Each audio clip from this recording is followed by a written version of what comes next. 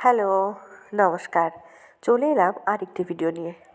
আজকের ভিডিওতে আমি যে এক্সারসাইজগুলো করব সেগুলো যদি আপনারা অনুসরণ বা অনুকরণ করতে পারেন তাহলে কিন্তু খুব তাড়াতাড়ি ওজন কমবে।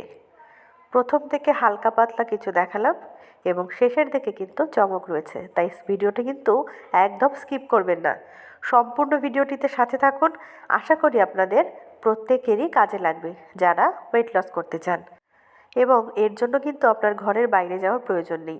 আপনার ঘরের মেঝে বা ফ্লোরে কিছু একটা পেতে ইজিলি আপনি এক্সারসাইজগুলো করতে পারবেন।